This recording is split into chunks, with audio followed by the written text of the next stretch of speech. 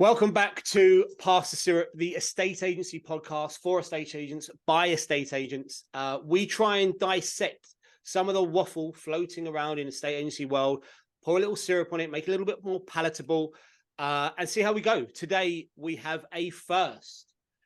I am very excited, intrigued, interested to see what we're going to get out of today. We have the Carvers. The Carver brothers are in the house. This is exciting. If it was me and my siblings on this podcast, within 8 minutes, we'd be fighting, arguing, disagreeing. The Carvers are much more composed than me and my sister, though. So first up, we've got James. James Carver, who we met through the Property Academy. Exceptional estate agent. So the Carvers are based in the northeast of England. I didn't realise it was Doncaster until you just said it a moment ago. 15 Darlington. years, Darlington. Doncaster is Francis. Francis is from Doncaster. The Carver's from Darlington. I don't know how these guys who work in estate agency networks know where everyone's from. It's astonishing. I don't have the grey matter. So let's go back. Rewind that. The guys are from Darlington. We do it in one take, so we're not actually going back. James, get me out of trouble here. How are you, mate? Please take over for 30 seconds. Introduce yourself. Do something, anything. I'm very well, thanks, Ben. That was a brilliant. Yeah, so for those who don't know, Darlington is a little bit further north than Doncaster, maybe an hour or so. All good in the northeast. Thank you very much. I would just say that because I'm in London, anything north of Watford is just the north. So if it's only an hour's distance, to me, that's like, stone's throw. That's what how we describe it. In that case, we're almost in Scotland then, from your perspective. Okay. Before we move past James, I want to highlight your current absolutely terrifying run that you're undertaking and give it some airtime. Teesdale Way in a day, that is a serious mouthful. 100-mile challenge. Yeah, that's the hope. People ask why I want to go and do this, but 3 young kids at home means I can get out the house and do a bit of training. It's slightly easier than changing nappies and doing the witching hour of sort of 5 till 7 o'clock. Going to attempt to run nearly 100 miles from the source, the River Tees, on the Cumbrian border, all the way along sort of footpaths and trails to the North Sea. So yeah, anyone fancies joining me up for a few miles, come and give it a go. That is amazing. 100 miles in a day is it may as well be 1,000 miles in my head. That is just crazy. And what's the cause you're running for, James? TeamLuke Foundation, which is a charity based in Darlington, our hometown. A young boy, Luke, sadly lost his life to children's cancer. So his parents have set up a trust in his honour and just to raise awareness. So hopefully raising a few quid for that very worthwhile cause. Good man. That's amazing. It's brilliant. So we'll put the details for you. Is it a JustGiving page? Something like that? It is, yeah. Absolutely, yeah. So we'll put the link in the details underneath. So anyone watching this right now, there are a few things you've got to do. First, subscribe, then hit like, then hit James's link below and donate some shekels because great cause. Well done, James. That's amazing. That's probably, I prefer to run 100 miles than do the dancing you did on Friday, Ben. So. Yeah, you know what? I'm with you. I would have preferred to run 100 miles with zero training. It was awful. Just to give you some feedback. Would you do it in the Cuban Hills? Cuban Hills. I had a black translucent vest on, which had no sleeves. I danced the salsa. I didn't drop my dance partner, which is massive. And I remembered the entire routine, which was the major pressure. But I don't mind it. So this was Agents Do Strictly, the charity ball.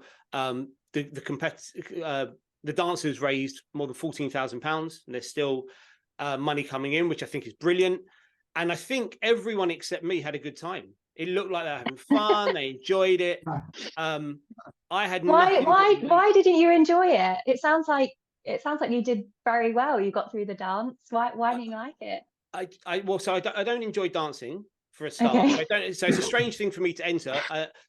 Another friend in the estate agency world said, that there's the dancing, or you could have done, the boxing for charity. I was like, yeah, I don't know why out of the two, that makes much more sense for me to do the boxing. Not that I enjoy hitting people, I just don't enjoy dancing. And it was really tough and challenging. I've got a newfound respect for dancers. You just don't appreciate how much is involved.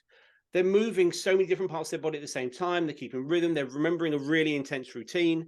And of course, there are 300 people watching me and I haven't got any alcohol inside me. Yeah. It's like a nightmare. I honestly go back into, people say, you know, would you do it again? I mean, it's just a ridiculous question to ask me that. Absolutely not. But I will say I've faced one of my ultimate fears. And so I genuinely don't think anything could ever happen to me that would now scare me. I mean, I've got 3 young children. I've got businesses. I've sold a business. There's some really stressful things happen. But this was, there's It video sounds a little of bit me. traumatizing. Yeah, it was. Yeah, well, no, I'm glad I got through it. Yeah. And I've got a newfound level of resilience, which I thought I already had. But never again. Never ever again. Henry said to me last night that he was really keen to do it next year. So anyone from Agents Giving, just That is exactly what I wanted to hear. That's what I wanted to hear from today. Henry, did you actually say that? No, of course not. Is that how we're going to start this podcast? Well, we throw me under the bus literally within about 2 or 3 minutes. So I think early. We beat you and your sister 8 minutes, Ben, didn't we? Yeah, that's amazing. Yeah, this is exactly what I'm looking for. So obviously, Henry, I've got your details. I'll fire them over to Agents Giving as soon as we come off this podcast. They'll be in touch later on today to get you signed up. And I would recommend the salsa because it's really, really tough. And let's just segue straight over to Henry. Henry, younger brother, 13 years in agency with Carver Residential. Probably my favorite estate agency Instagram. Your Instagram account, I think, is amazing. And anyone who's watching this needs to follow Henry because the consistency around the property tours and the quality of them is just exceptional. And also, not to let James take all the fitness away and be the fitness guy, but Henry is pretty good when it comes to walking on his hands, which I find astonishing. Amazing, in fact. I only found this out when we were recently at a meeting that Henry's had a goal to walk a certain distance on his hands, and my mind was blown. Henry, over to you, mate. How are you? And are you ready for the dance challenge? Very well, thanks. Well, the first 2 parts are great. Thanks for the intro, but the dance challenge, maybe we'll have to put some further thought to that. My mobility and my hips just, it doesn't really work down here in terms of my movement, but hey. It doesn't really in work terms down of, here. That's going on social media. I've got 2 kids. 2 kids are enough, so it's all good. In terms of the Instagram side of things, thank you very much. I'm thoroughly enjoying it. Something that it's definitely a second job. It's sort of a role I've created for myself, but thoroughly enjoy it. In terms of the walking on our hands, myself and James just had I think it was a meeting about maybe 18 months ago, and we just sort of set ourselves mini goals outside of work. I think his was to do a sub the 5K that you wanted to do under 20 minutes, Jim. Remember? Yeah. Mine was to walk 25 feet on my hands, and it was just sort of giving ourselves little sort of weekly challenges to sort of little stepping stones to get towards. And just 5 minutes every day, just literally went upside down on my hands, and then all of a sudden started moving. I can do it pretty consistently now. But the next goal is to walk up a ramp, across some parallel bars, and down some steps on my hands. So give me a couple of months. Wow. I mean, I love the mini goals. 25 feet on your hands and 5K under 20 minutes. I mean, for a lot of us, they are a long way from being called mini goals. Clearly, strong bloodline. Dad was a great athlete as well as a great estate agent, maybe, or maybe mum, who knows. Okay. Finally, we are over to the Alice Bullard of Nested and special guest Ted. Yes, we've got Ted is sleeping in the corner, being a good boy. Oh, he's awake. Hi, Ted. There we go. So that confirms basically that this will be the most popular episode of the podcast so far, because anything with a dog on, we all know, goes crazy. Yeah, might be able to get him in shot in a bit, but yeah, he's just I've just dragged him into London today, so he's had the stressful commute in with lots of people. Being a Tuesday, it's very busy in London on a Tuesday, so he's just going to be a bit chill, I guess, for the next couple of minutes, and then we might get him on, get him up onto the lap. So, Alice, if you'd like to, I know the Nested business because at my old business we used to work with Nested in its I guess its first iteration. But I think you've got lots of years' experience. You're managing director of Nested, but it might be a good idea just to sort of introduce the audience to what Nested is now, briefly. Yeah, absolutely. Very briefly. So yeah, we originally were set up almost like a bridging loan company. So, the pain of selling and buying, and wanting to buy a property but having a long chain behind you, etc., is obviously, as we know, in our industry, can be very challenging for customers. So, we wanted to kind of come along and be, Chris Watkin hates this word, but a disruptor, and trying to change the way that people buy and sell property. So big goal. We didn't make it work, unfortunately, and there was a lot of restraints behind the lending, etc., that we had, which meant that actually as a business it didn't make financial sense to continue on that path. But our vision has always been the same, like how can you enable a transaction, how can you use tech, and how can you give sellers a really, really good experience, a lot more stress-free experience than maybe the ones that sometimes they go through. And we've pivoted to a self-employed model, and we think that fits in very nicely with our values. I think, being self-employed, you've got a lot of skin in the game. You only have to deal with a certain number of customers at any one time, and with the tech that we've built alongside that, it means that we're able to give sellers and buyers kind of a really good experience with our agents. So we're now a self-employed model. Launched our 75-25% commission package back in January. Started the year with 10 partners, and now we've just onboarded our 30th, with a lot more in the pipeline. So been very busy first half of the year, but very, very good one. Sounds amazing. Sounds brilliant. Well done. Great work. Thank you. Thanks. So intro's done. So as I said, guys, time flies. We're 15 minutes in and all we've said is hello. Good work. Good work. It's a good start. That's what happens when you invite a couple of guys from Doncaster. Hey, just kidding. So let's get straight into Sam Offley's and Agents Together's sort of issue of the week. So if you don't watch regularly, Sam Offley runs Agents Together. Agents Together is a charity, a mentor-mentee charity set up to help estate agents that think they would benefit from mentorship. I'm a mentor. Lots and lots of people take part. It's not for necessarily just for people make an assumption that it's for juniors in the industry, but experienced people have mentors, have mentees. It's a brilliant initiative. And every week Sam presents an issue that's currently being experienced fairly widely by the mentees, and then we try and offer some solutions around it. So Sam's not able to present it in a video this week, so he sent it across to me. So the issue this week is how to best get organized for the day ahead. Now, as estate agents, we all know we work in what can be a reasonably reactive industry. Things are coming at us 100 miles an hour, and we've got, viewing appointments scheduled out of the blue, or someone needs evaluation today. And, of course they need it today. Those ones that always need it on the spot, they're never coming to market, but they always need it today. So what advice might you guys offer to agents that want to, best prepare for the day ahead?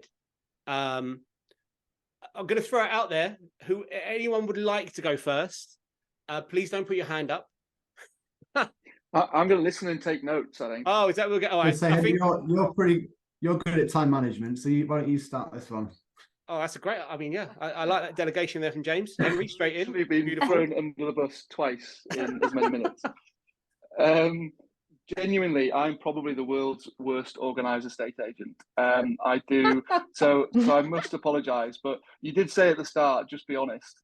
There's no point in me trying to pull the wool over anyone's eyes.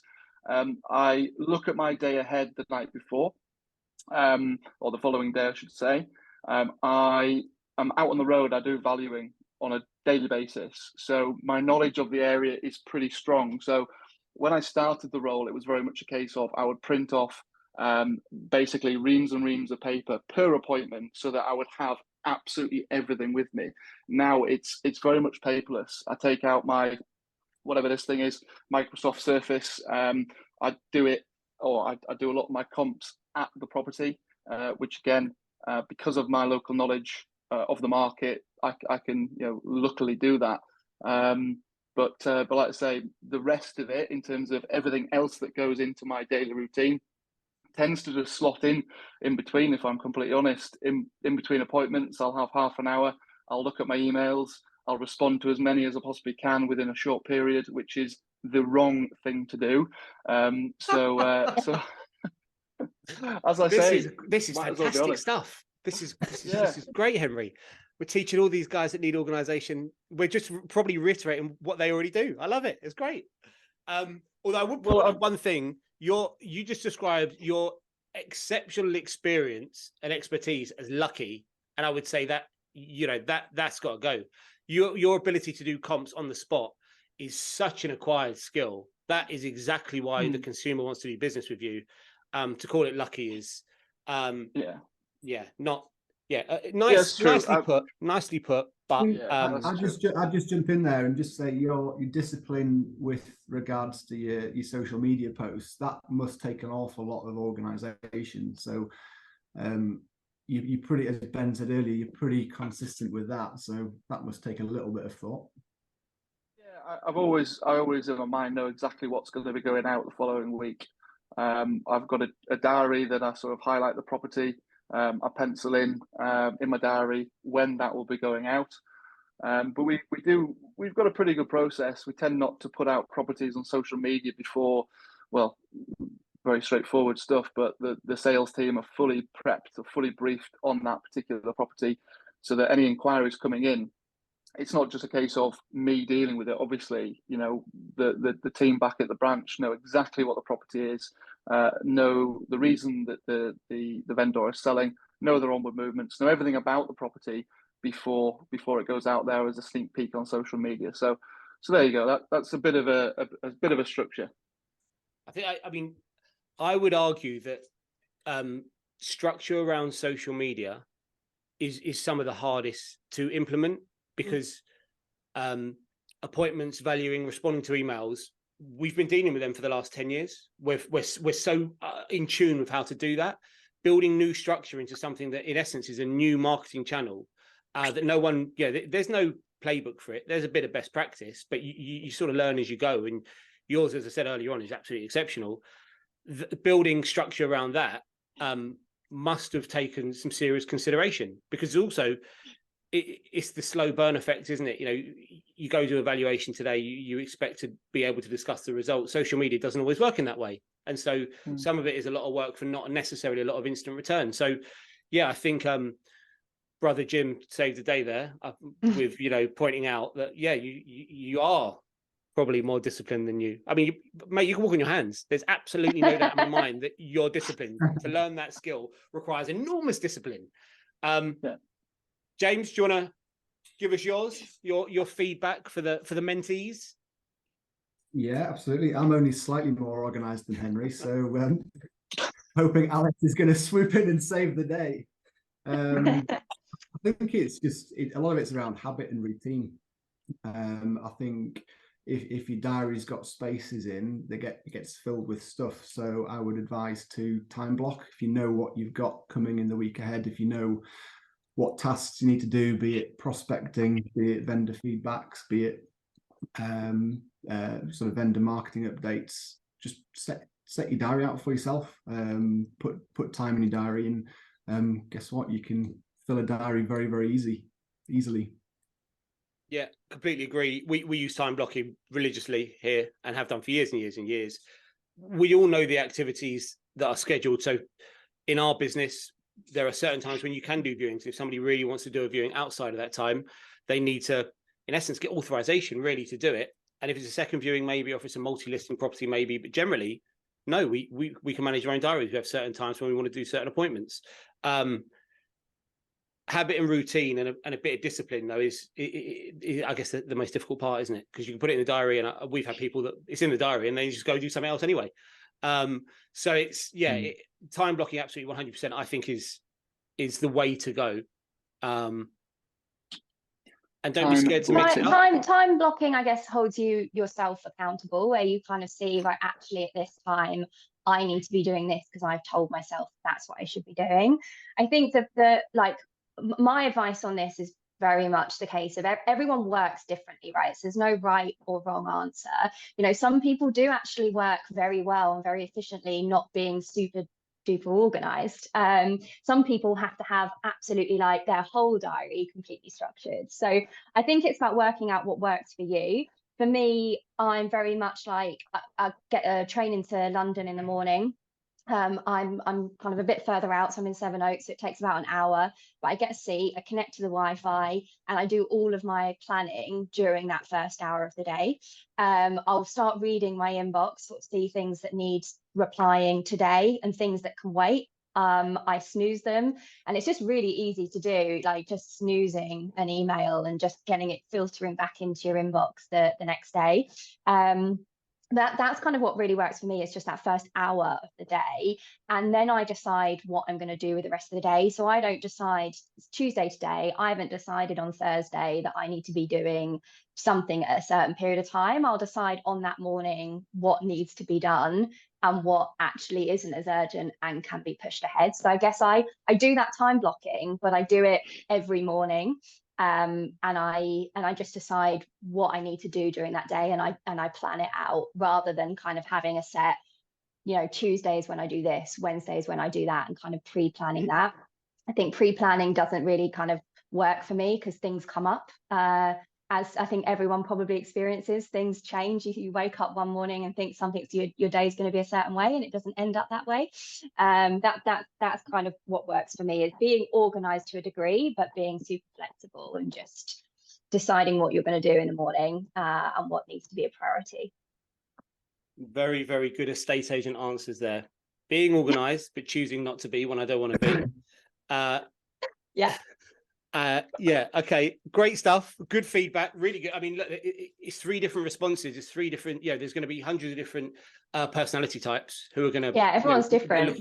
Absolutely. But if people are looking for organization, I think it is about structure. If the fact that people are asking this question must mean that they're not necessarily strong in terms of reactivity and they want to be more proactive. And so I think you can set your diary up a week in advance, but you can also do it a day in advance. That or the morning of, like I do. Well, yeah, I mean, so sorry, actually, Alice, that's actually what I meant when I said the day in advance. So in the morning, set it up for that day rather than the night before. I would, for me, the big thing is focus, is structure, and it's proper cliche, but win in the morning. Normally you get a bit more success throughout the rest of the day. And I mean, if I had a bell here, I'd be ringing it for how dare he say win in the morning without realizing he sounds like a massive douchebag. But if I get an early night, then I know then generally the next day is going to run a bit better. And by early night, so I get up at 4:45, 5 o'clock. I cycle in, I get my exercise done. I've got nice routines around health and well-being. Bloody hell, I am sounding like a douchebag today. But exercise, loads and loads of water. I eat late in the day, but it means that I'm set up and good to go for the morning. And if the morning is well mapped out, then the rest of the day normally goes quite well. If the morning is chaotic, if I wake up late, which is really, really rare, or I have an issue that I have to deal with in the morning, then I do find that has a massive knock on for the rest of my day, personally. So I like to get the morning nailed down and then be much more reactive in the afternoon, personally. Okay, good stuff. That's what I need to do. I need to drink more water. I've just seen I've got a very small glass here. Oh no, see, actually, in size. I've managed to get through this already this morning, which that's rare. I wouldn't normally get through that much water. But yeah, I'm big on sleep, although I don't get enough to 3 young children. I'm big on water, I'm big on exercise. I think those 3 things, from a fitness perspective, who am I to talk about fitness? We've got the Carver brothers on here. I mean, I'm sure they've got some advice around health and well-being that have a massive impact on your professional career. Let's move on to Rightmove, because we've been on here quite a long time already. And the Rightmove conversation might be a bit more meaty estate agency stuff. So Rightmove House Price Index released this week. It's a funny house price index because I think there's a piece that aligns with sentiment. There's a piece that aligns with estate agency good and sometimes bad practices. But it's not necessarily the best indicator of what's actually happening in the market, real terms. But let's review what they sent out. So I'll just throw some stats at you, not necessarily for you guys, but for everyone watching. So new properties entering the market, asking prices are down 0.2% month on month. This is nothing major. The norm is 0% change month on month at this time of year. We're down 0.2%. So this is not anything I don't think to be particularly concerned by. Sales agreed, however, are down 12% versus 2019. Lots of the report is referencing 2019. They call it a more normal market. Anyone who's seen this podcast knows I hate the term normal market. I don't believe in the term normal market. In almost 20 years of estate agency, I couldn't tell you the definition of a normal market, but you get fluctuations in supply and demand. And their argument is they don't want to look at the crazy period we've had the last 2.5 years. So sales agreed down 12% versus 2019. Buyer demand, interestingly, is up 3% versus 2019, which is, I think, great news. Correctly priced properties are anecdotally being reported as selling by agents because there's not enough stock, not enough property in the market. Available properties are down 12% versus 2019. Interesting. And prices, properties that need a price drop are 10% less likely to find a buyer, which is a bit sort of wishy-washy, a bit of a, not a great amount of meat on the bone there. Average price in the UK are currently sitting at £371,000.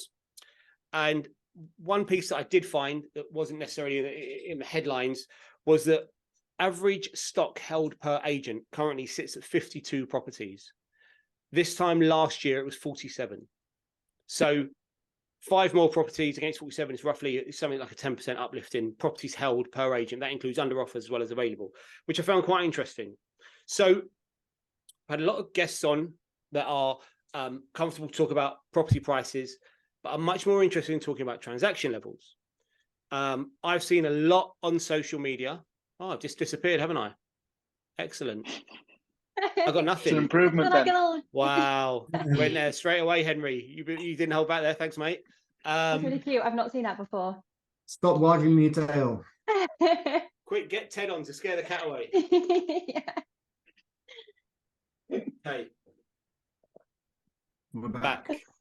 Okay, we may edit that piece out. We never ever edit anything out. So I've seen a lot on social media where agents, really, really well-respected agents, are talking about the most important things for agents to consider is transaction levels. Transaction levels is what holds your business together. Now, of course, we all understand that if you're not doing transactions, if you're not bringing business in, then you don't have a commercial enterprise. The argument that I think is not being made is that pricing and what's happening around pricing impacts the media and how the media reports on the property market. How the media reports on the property market absolutely 100% pushes on sentiment. So it impacts people's sentiment around the market. People's sentiment will determine whether they want to purchase or not, and whether they want to wait or whether they want to see what's going to go on. And the media play a huge part, but I think the media are really set up when you look at property prices. So over to you guys. What's your take?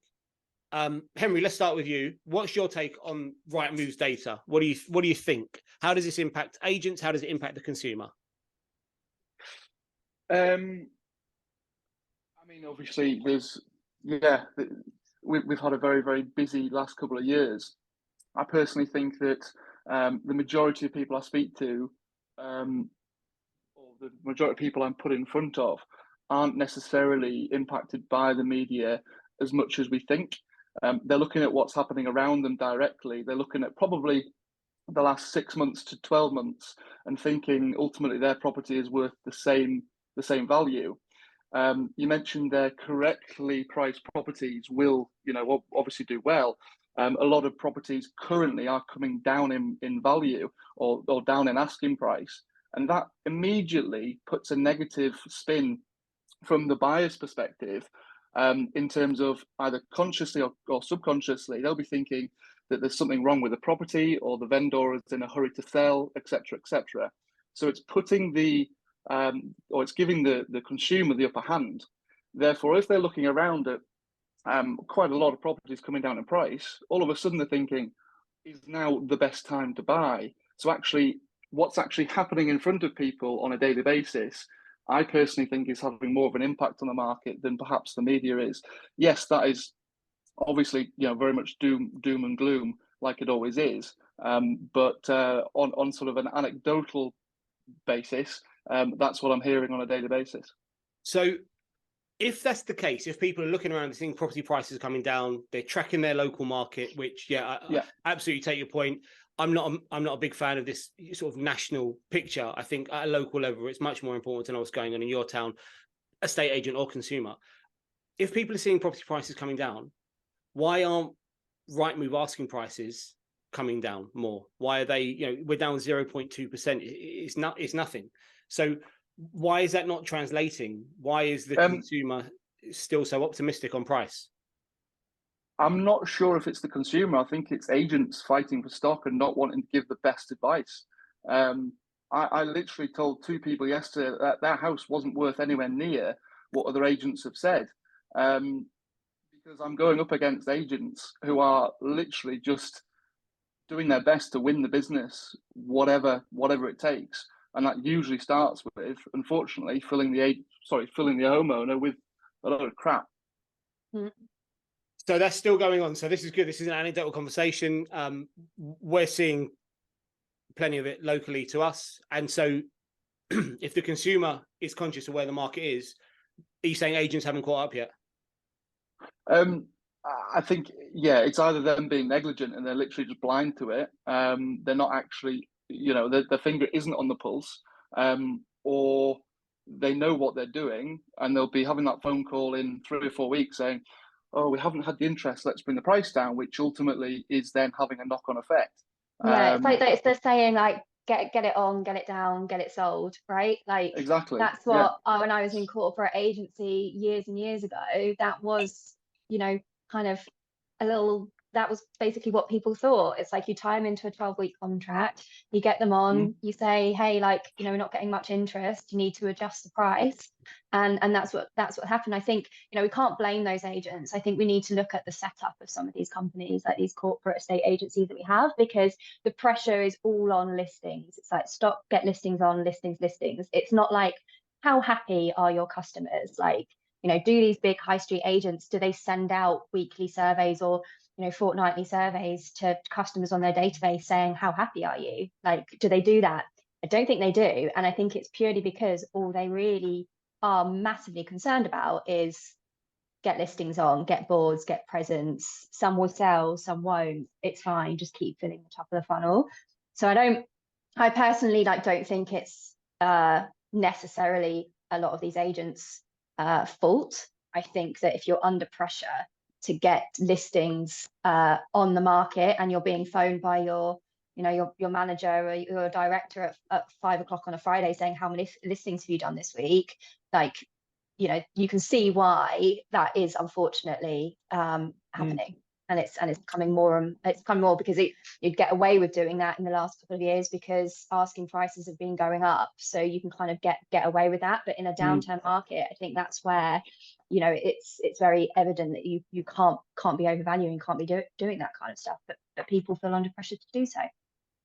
I think it is probably a difficult market to value in at the moment, because we are seeing a change, and certainly in our town there are a lot of agents marketing on pricing on sort of transactions from 6 months ago, in market activity from 6 months ago, and it's just not the case anymore. So the ones that do it purposefully and tie you into an 8 or 12 week contract and work the price down is pretty ridiculous. But I'm sure we've all been in a position where we've got a pricing strategy wrong and thought, oh, shit, actually I was a little bit heavy on that.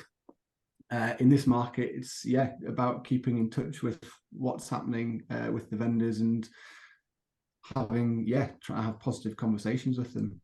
I think that's fine, like having a marketing strategy. I think that's that's a really good thing. And there are some sellers that aren't in a rush, and actually maybe for them trying it at a slightly higher price is something that they do want to do. And I think that can be okay, as long as you kind of are honest with them about the price and you say to them, look, in 2 weeks, if we're not getting the level of interest that we'd expect this time, we need to make that adjustment quickly, because keeping it on the market for a high price for a long period of time, you are less and less likely to sell it at the optimum price the longer you kind of stay off of that kind of strategy. So I think it's fine. I think it's fine as long as you're being honest with customers about the fact that a property might not be worth that anymore. It is their house at the end of the day. It's just about being really open. Yeah, I agree with that to a certain extent, but we wouldn't want to put a property on the market for sort of considerably too much money. You get laughed out of town. Yeah, it's getting that balance, I guess. Yeah, agreed. And it's difficult, isn't it? Because the consumer is the eternal optimist. We don't want to, you don't want to break their heart. You've got to manage them effectively. We all know, we've all taken that call that they've got they've got the best on the road, the biggest on the road, the best in the development. And what is it? It's a block with 30 of the same units. Every unit is identical, but they're convinced that theirs is the best. Yeah. It's natural. It's human instinct to think that they've got the best. So I think it is a really, really difficult conversation, especially for agents that haven't worked in markets where these conversations are important. For me, working in London, we had lots of these conversations around the Brexit period. Motivations changed. And we had that 2014 period, 2013 period where there was lots of positivity. Life was coming back to the residential market. And then the Brexit conversation started and, the demand wasn't quite there. And so these conversations, these difficult conversations, I think are what make and break estate agents when times get tricky. I just want to go back to what you mentioned, Alice, about corporates.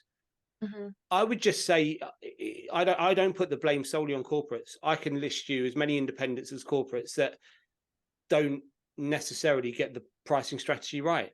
To Henry's point, some of it is negligent. Some of it is genuine lack of competency. James made the point that it's really difficult to price in this market. I mean, I would completely agree.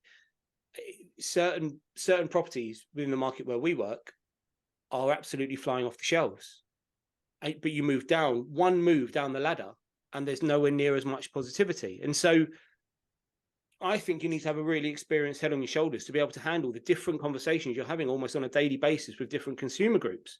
That is, again, for me, an acquired skill. And I take your point. Corporates 100%, they target listings, and I get it. And you know what? If I ran a corporate, I probably would too. I'm just going to say it, because it's all well and good saying I'm going to rely on great people to make the right decision, do the best work. But when you're a corporate, you need to set up the structure that removes the risk. And in their world, I don't, right now I'm sitting in this weird position because I don't agree with the strategy, but I completely empathize with it. Do you know what? You're right. It's tough, isn't it? How do you guarantee collective success? And that's why I said that, it's all about filling the top of the funnel. That's their strategy. That's their strategy to continue their business. It's like, get as many listings on as possible, get as many brand boards out there as possible. And we understand that 50% or whatever percentage of those are going to drop off just because, we're concentrating on just getting listings on.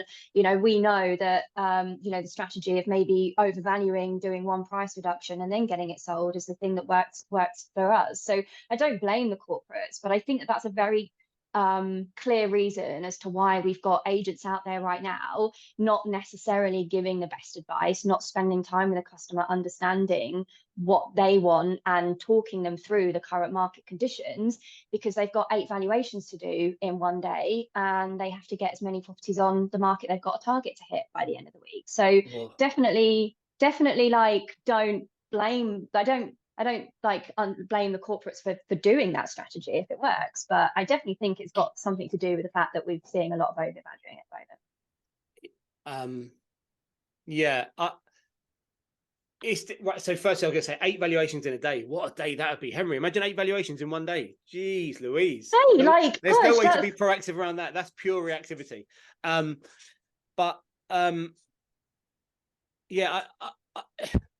It's difficult, right? Because if we look at Carver Residential, James, did you say the business was formed in 1991? Yeah. Yeah, so 30 years experience, market leading agency, really great expertise, really great business, really trusted. the consumer is familiar in the local area with the brand. They have that level of familiarity and they trust you guys because you've got so much good experience. So your job in terms of presenting the correct price, whether they want to hear it or not, is very different to, for instance, an agent that launched a couple of years ago and they haven't got the familiarity, they haven't got the brand exposure, they haven't got the personal brand experience, they're not as well trusted. And so their job to convince that consumer that in their mind, the price they want to achieve is 10% off or 20% off. And the 3 agents that came in earlier on and told you the price you wanted to hear, that person has a really difficult challenge getting the right price. And I'm not saying James or Henry has it easy by any stretch, but it's a very, very different challenge. I think one stat that we've started using is percentage of initial asking price achieved, which we can present to our clients. And if we know what our competition are doing, and if they're normally getting sort of 80-85% of initial asking price achieved, and we're getting 98%, that's a pretty powerful statistic. Yeah, completely. It's a where do you manually produce that, James, or do you pull that data from somewhere? Yeah, just from our CRM. Bit of a.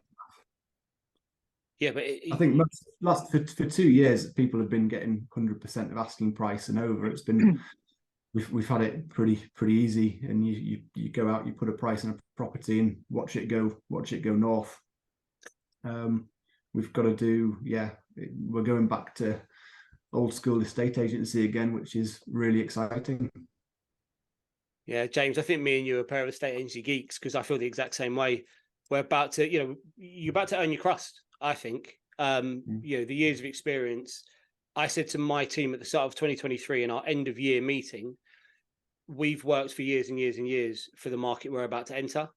This is the opportunity because it's about to get tough. We have worked through a couple of cycles that have been tough, but lots and lots of people have joined estate agency in the last few years and not familiar with what needs to be done. And the consumer absolutely is confused about where they are in the world right now. This is what we've worked for. This is the opportunity. This is arguably our FA Cup final. So let's relish 2023. And I think back to basics, another cliche. I should really have a bell. But the back to basics piece is so important. I know we've talked about Instagram and social media, and we're massive on that in our business. But the basics is what wins in this market, and the basics around service and difficult conversations. Let's segue really nicely from this piece into how we go about, some advice around pricing, because as we've already said, market conditions are tricky when it comes to pricing right now. We've got experienced people in this room. Can we give up some advice on what does best practice look like for you guys in terms of pricing correctly and then launching the property, a launch strategy, maybe a marketing strategy to ensure we maximize the price for our clients and we help agents up and down the land continue to sell? Because if Rightmove are pointing out that there's a 10%, you're 10% less likely to sell a property if it's overpriced, the pricing piece is arguably most important. Get the price right, transactions continue, business moves forward. And arguably, we push back on all the negativity because we continue to sell. How or what do you think? Alice, let's kick off with you. Pricing and launch strategy, what do you think? I mean, I mentioned it a few minutes ago, but I think the really important thing is spending time initially with that customer to understand, what their goals are and, when they want to be moved by. Because I think that, and I've always said this was always part of my pitch. So I would always say to customers, I'm not here valuing your property. I am not a valuer. I am someone that understands the market, that's going to be showing people around your home and getting you the best price. I'm a negotiator, but I'm here to talk about the right strategy. What is the right strategy, the marketing strategy to sell your home for the best possible price? I'm not handing a check over. I'm not the one buying the property. It's the buyers out there that are ultimately going to determine what your property is worth. I'm just here to talk through a strategy to make sure that we get you that best price from the buyer. And it kind of sounds like a little bit of a cop-out or the estate agency question, like you said earlier, but I think it's a really important one. I think people really get it if you say, I'm not valuing a property, the surveyor's going to value it, the buyers are going to determine what it's worth.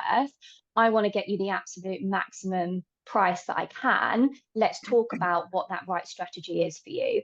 And every property, as you said, every property, every market, you know, category is different. You know, it might be that a strategy for a 1-bedroom flat in Islington is a lot different to a 4-bedroom semi-detached house down the road in Islington, because, you know, the markets are very different. There's a different buyer set and there's different demand in each one. So I don't think it's like a one-size-fits-all approach. I think the main thing you've got to do is just really understand the client situation and understand the property within its own market and what that's doing, and come up with a strategy accordingly. So I'll be a really difficult consumer for you. Mm-hmm. You've come around to value my 1 bed in Islington, and you tell Yeah. me I'm not going to value it. The surveyor's going to value it. The buyer's going to value it. I'm just going to market it. And I say, well, that sounds bloody wonderful, Alice. I mean, okay, fine. You don't value it. I'll give you the figure then. If you don't want to value it, I'll tell you the number. My 1 bed in Islington, I'd like 3 million. Okay. Let's see what the surveyor says. But So you need a starting point, right? How do you get to your starting point? Well, of course, you do the usual. You have a look at what's on the market around what's sold, what's the competition. It's not just about like looking back at what's sold within the block, because that was 6 months ago, that's now out of date. It's looking at what the competition is, how many properties are on the market, how many buyers are there that are coming through, that will determine how popular the property is going to be. Like, obviously, there's going to be an element of valuing to a degree, but that comes down to the market strategy. You've got your give it a shot price, which is 500,000. You've got a, you know, should be around the 475 mark, and you've got kind of like, I guess, a no sweat one at 450. 450, you're going to get lots of interest. You're probably going to get offers over. We'll do best and finals. And my guy in Islington right now, you know, that 1-bedroom flat market in Islington is very, very strong, selling like hotcakes.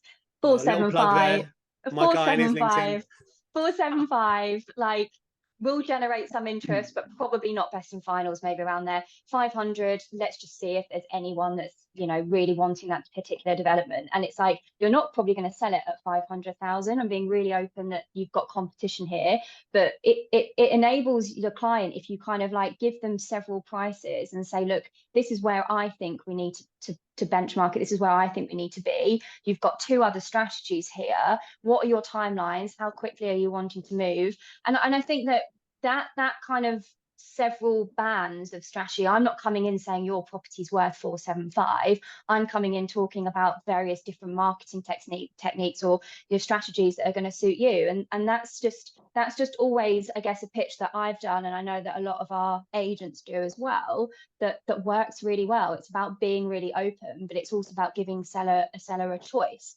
And it's not about me saying your property is worth 475, because there might actually be someone out there that's prepared to pay 490 because they really want that development or just missed out. And that's the way that I've always done it anyway.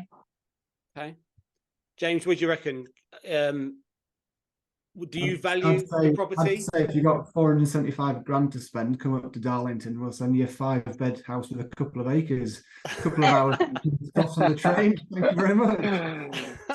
Sod you 1-bed flat.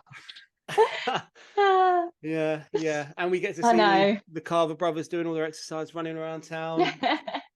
Yeah, I think the main point is, have a strategy. Too many agents have been guilty of just splurging property onto the portals, which is not a strategy. I think for any of this to work, you need to know your database. You need to know who's looking, know your hot buyers, and let them know before something's coming to the market. See if you can get some previewing of it, but have control over it, and advise your client, because majority of our vendors or clients do think that we just put property in Rightmove and that is our marketing strategy. So we need to be educating the public that a lot of houses we sell before it goes anywhere near the portals. I think at the moment as well, you're absolutely right, but I also think a lot of it is on the viewing and the negotiating part as well. Like, in this tough market, you know, we're getting lots of buyers that say coming in way under asking price because they're like, oh, the market's crashing, and it's like, okay, No, and like educating them on why that's not the case. I don't know if you're probably experiencing it, up your way as well, but down here in London, like the rental market is going crazy and rental prices have gone up massively as well. And I think for a lot of those buyers that can afford to get onto the ladder, that have saved a deposit, that can get a mortgage, they still want to. And that's probably why we're seeing with Rightmove the buyer demand being very high, is because people still want to buy, and people want their own home and not have to, pay a ridiculous price for a rental property anymore. But they are having those, because they're seeing what's happening in the press. They are coming in with lower offers, and it's about educating, and that kind of negotiating piece, I think, really pushing on that, the importance of that to a client, and not just handing it off to a viewing assistant, as we said at the beginning, because actually once you've got a buyer through the door, getting them a really good price and negotiating and having that conversation with a buyer to get them to pay what your client wants is a really big part of it in this market.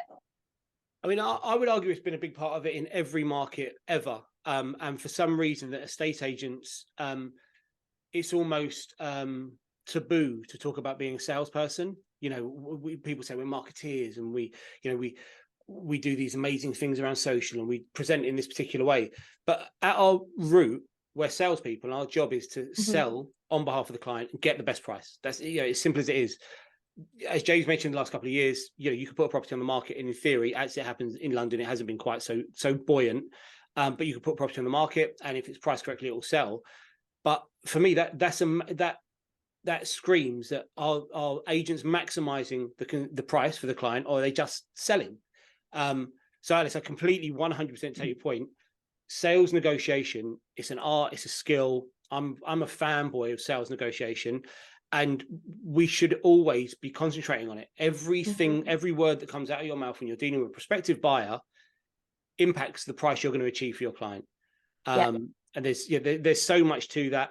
And right now, it's absolutely prevalent. The education, your knowledge of the market intrinsically, not just there's three in the block. You need, they're not, the seller is not looking for a historian. They're looking for a current economist. And you need to know what's going on in the block, in the street, in the road, in the town, micro, macro. 54% of all purchases in the last 12 months have been to first-time buyers. If you look at the media, they would have you believe that first-time buyers have disappeared. They don't buy stuff because they can't afford it right now. More than half of all transactions in the last 12 months was first-time buyers. So with rents up 11% year on year, of course, that makes complete and utter sense. But there's so much around education that it's about confidence, expertise, experience. It is. I really think it is. That's where in this market, sellers are going to win when they've got an agent that is experienced, that's able to have those conversations, versus what I agree with you that it's always been an important point to it, but actually the last couple of years, opening a door, best and final offers by 5 o'clock on Monday, has been almost like a little bit of what we've been used to having, especially that sort of 6-month period after the first lockdown. I mean, it was crazy busy.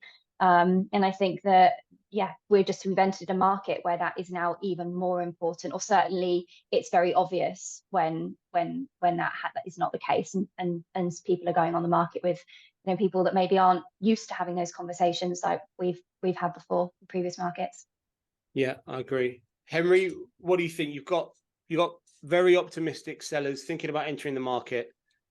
How are you letting them down gently and launching properties at the right price, rather than, as James mentioned a moment ago, taking properties on at the wrong price and being a laughing stock in the town? Well, luckily we do have quite a bit of stock on our books, so we can look at exactly what's happening with the same type of property that's comparable. How many viewings has it had in the last few weeks? What level of interest has it had? Has there been any offers on the table, etc.? So we can use that experience from a different homeowner, and actually then say, listen, this is what is actually happening right now.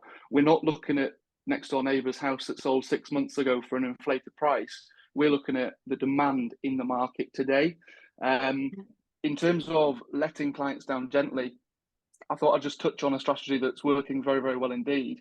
In terms of if we think, you know what, it's not a million miles away, but it's still not exactly what we've seen and what we've suggested. What we're doing is we're using a method that we've coined the soft launch approach, which perhaps we need to think about a better word for that. But in terms of the rationale behind it, it's using traditional agency along with the modern social media techniques. In essence, it will not touch the portals for the first 2 weeks. We will get everything prepared as if we were going to click the button and go full steam ahead. However, what we'll do immediately is distribute it to our active applicant database of people who we know are basically looking for that type of house. We'll then pick up the phone and speak to those people using traditional agency and all the skills that we love to do on a daily basis. Sorry, Henry, sorry, mate. I just want to go back. I'm not sure if I heard you right. Pick up the phone. Yeah, you can do that, you know. But the phone, it actually makes phone calls. It's not just for posting on social media and sending emails and text messages. Listen, maybe I'm out of sync here, but you're singing the right tune for me. Picking up the phone and speaking to your data. James said database a moment ago. You just don't hear people talk about a database anymore. And we've built our business on effective database management because that's where the buyers sit. Sorry, carry on. Soft launch. I apologize. I interrupted. Yeah, so that's infused by phone calls. That's the traditional side of it. That's the traditional side of things. But then we're adding in the social media, the reels. We touched on it earlier. Because in essence, that's drawing people out of the woodwork. That's actually showing somebody a house that they've never even thought about, or in an area that they've never even thought about. And I think it was someone like Josh Fegan that said the best marketing tool is social media because, for example, if comparing it with leaflet drops, they don't take a leaflet to sit on the toilet for 10 minutes, do they? But you're taking your Instagram or your social media to your toilet, and everyone does it. Yeah, but it's very much a case of we're utilizing the traditional and the modern techniques before we even go on the portals. And this is working extremely well to, first of all, establish the demand.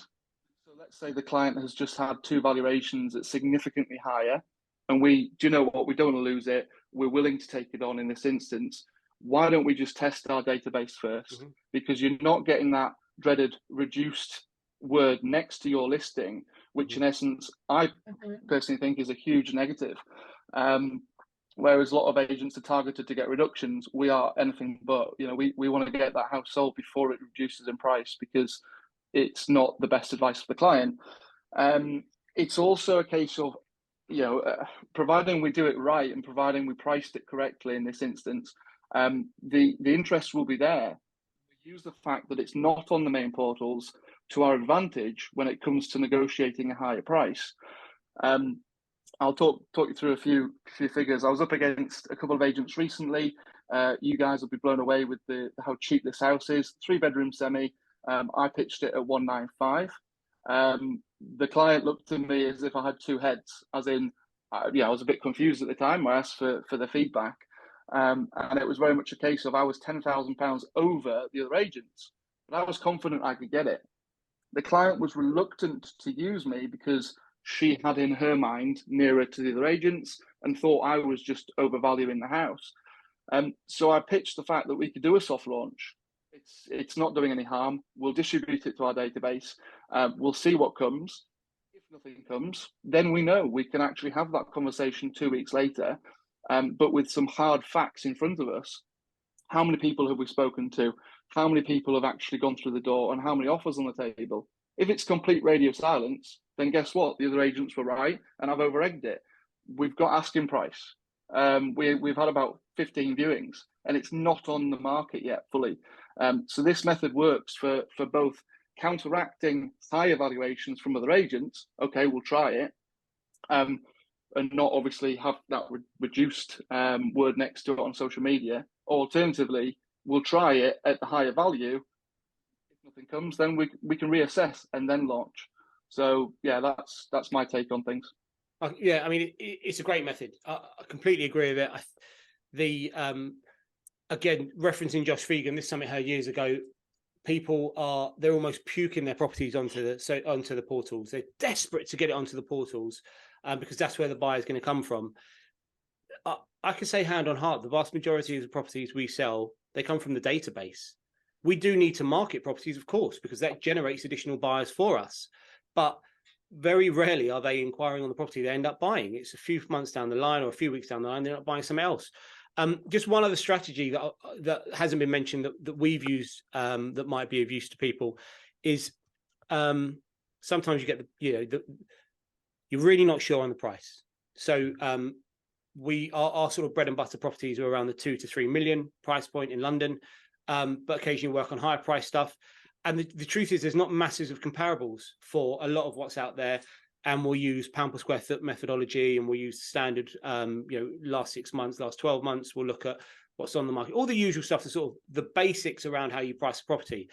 But when they're such one-offs, which occasionally they are, it can be very, very difficult to nail down a price. There's been a few agents who have, interacted with the consumer, and they've anchored them to a certain number, and we're not sure we're in agreement with that number. I mean, we've got it wrong. Get it wrong. We're all human. We valued a property before COVID at 4 to 4.5 million, and the homeowner wanted more like 5.5, and we just said there's just no way. That's just such a long way off. We learned some lessons from this because we came out of COVID and you got 5.5. And there was no way. Listen, hand on heart, there's no way in the market conditions we were in at the time of valuing the property, it was 5 to 5.5 million. But yeah, so we learned some lessons around that. We said we need to work on a strategy. So we've got a sort of a little bit like a soft launch, but rather than send it out to the database, we will bring, and this isn't very, very often, but 3 to 5 buyers that we know are solid, they're hot, they're interested in the property, and we'll give them a swing on price. So we've got a new instruction coming to the market. The valuation we have offered is somewhere between 3 and 3.25 million. You're going to get exclusive opportunity to view it. And if you want to make an offer, so be it. If 3 to 5 people view the property, and I used to work in mass market estate agency, so our bread and butter was £500,000 3-bed terrace or a 450 two-bed new build. So it's horses for courses. In this particular area of the market we work now, this works quite nicely because people will be searching for 2 to 3 years for their home. So you've been on the database a long time. As buyers, whilst we don't work with them, we have built a bit of a relationship with them, so we know if they're trustworthy and they're going to be realistic with their feedback.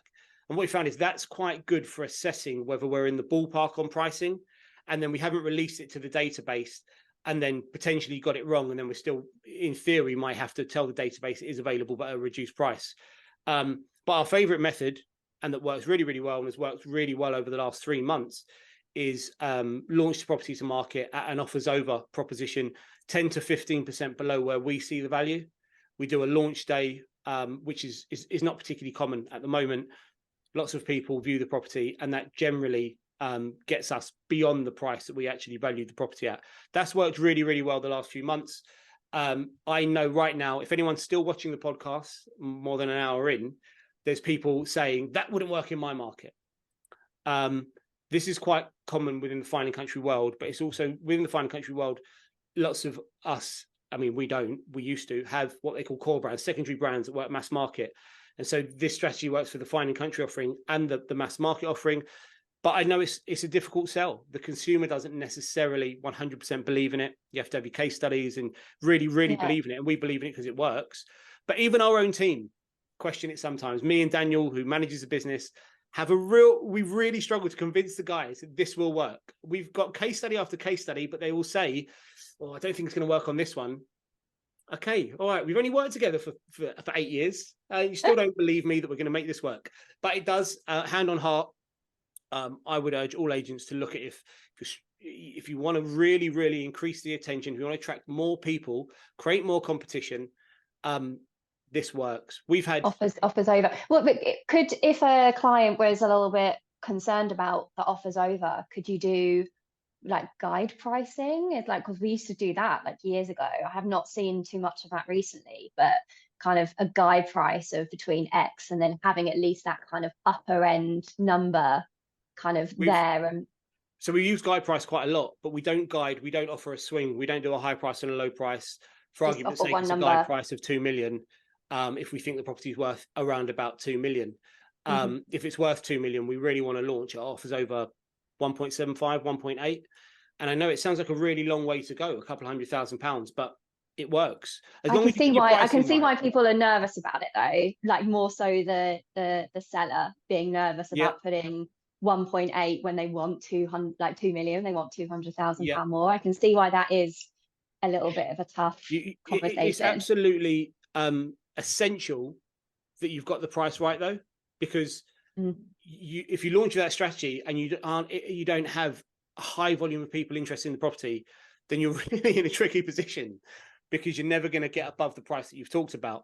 I think it's fair to say that it's easier to convince the consumer once you've got case studies, once you've got time and time again, this works.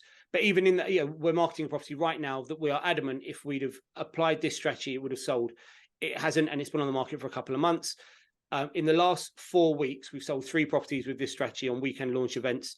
We've taken that data to the consumer who's worked with us, and they hear from us every 72 hours, and they still don't want to go for this strategy. So, for some people, it's just not going to be for them. And I completely get it. I understand, because it's something different. And culturally in this country, offers over means, well, that's just the figure I'm paying, right? I'm not going to go above. I'm not going to pay more than the property's worth, am I?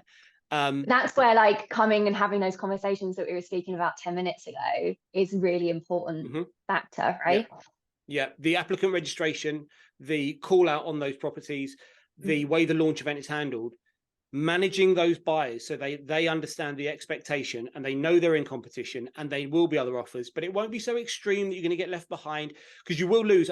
We estimate roughly 10% of buyers are turned off by this because they think they're going to be in a bidding war and they don't want to get sucked into that. We get a little bit of feedback every time we do that, this sort of strategy, but the vast majority, they see it, they realize that this is being marketed below market value. Let's go check it out. And it has worked exceptionally well for us. I really, really recommend people looking at it if they're not selling properties as quickly as they'd like to.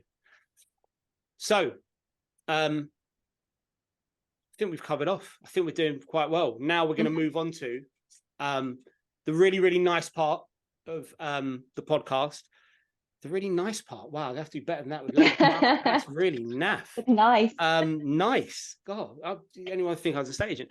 We're going to talk about great agents you guys either have worked with currently or in the past, or you admire from afar, so that we can point out great agents to anyone watching this. And I think social media is a great platform for following people and learning from others in the industry.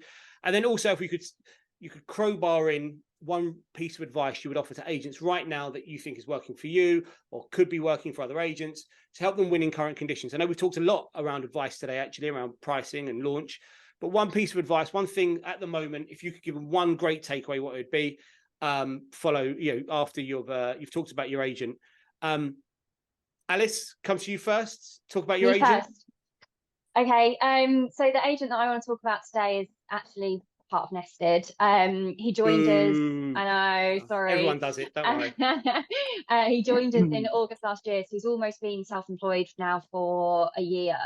His name's Chris Lang, and he covers our Chislehurst area, which is sort of Greater London. Ex-KFH, worked at a very good local independent there, and also spent a good number of years managing the Winkworth branch in Chislehurst, and built that office to be very successful.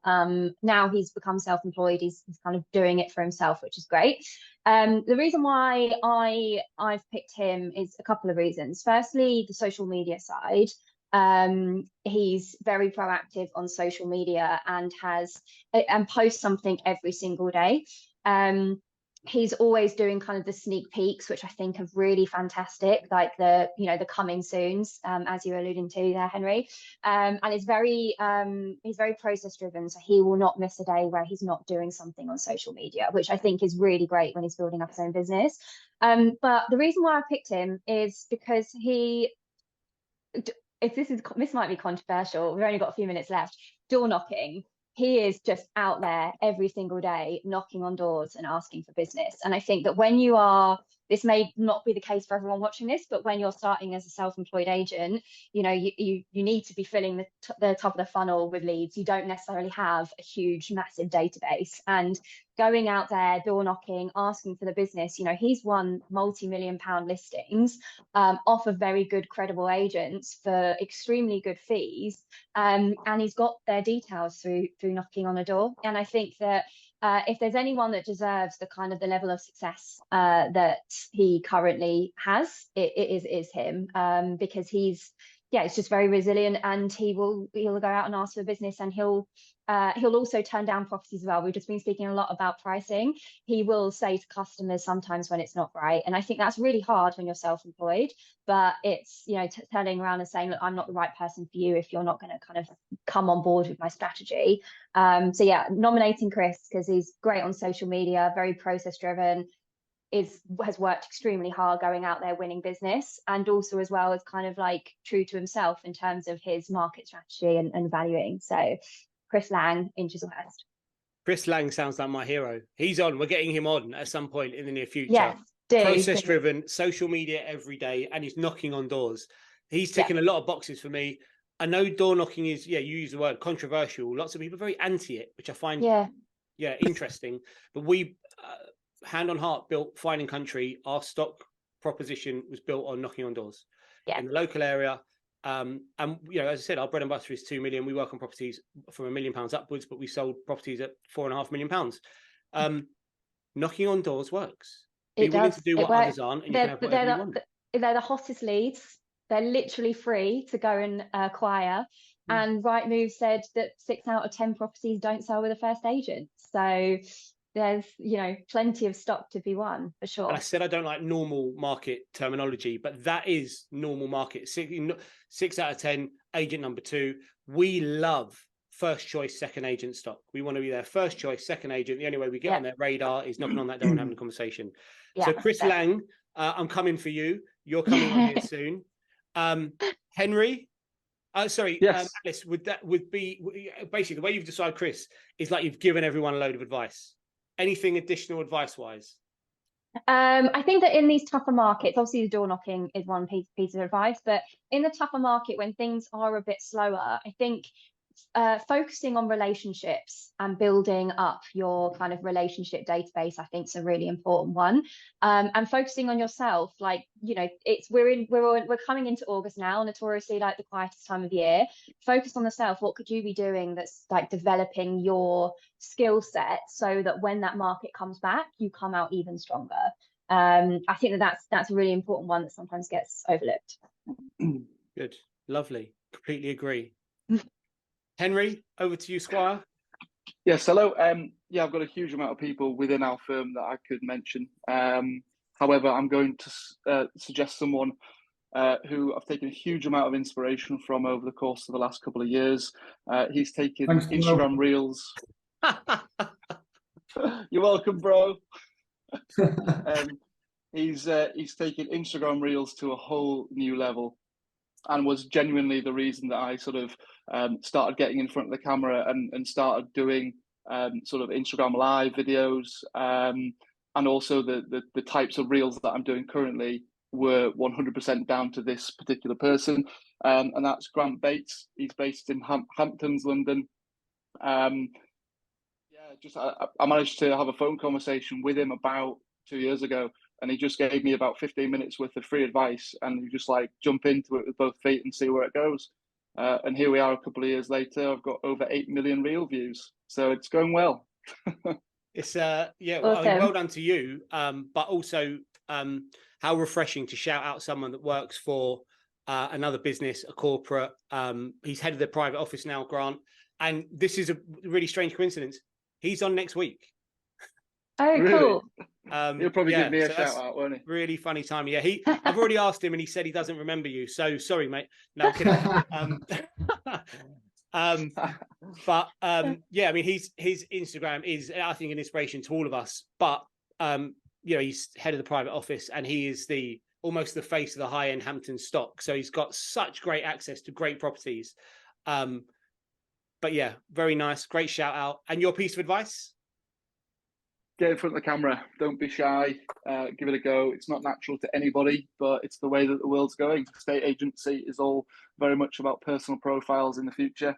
Well, in essence, it has been traditionally, probably over the last, few decades, hasn't it? The person that's in front of the vendor, in front of the sitting down on the sofa, in essence, that's who they're investing in. Yes, of course, the business, the brand gets you in the door, but if they don't like you as a person, they're not going to give you their property. So personal profiles, get in front of the camera.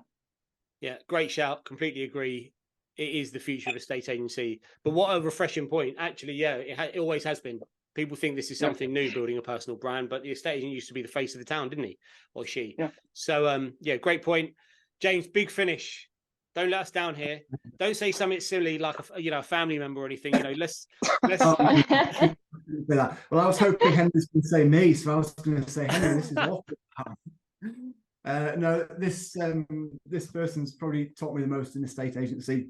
I've only ever worked for one company, which is our family firm, but sort of estate agency set up by my father and uncle. They were both estate agents throughout the 80s, set up the business in the early 90s.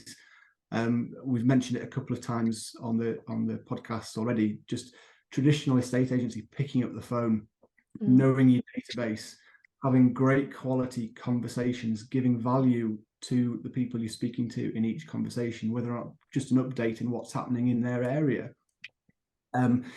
It just gives you so much repeat business, referral business, and it's just a lot of simple estate agency tactics are just more relevant now than they ever have been, I would say. Advice would be know your database, which can be sort of a very overwhelming statement.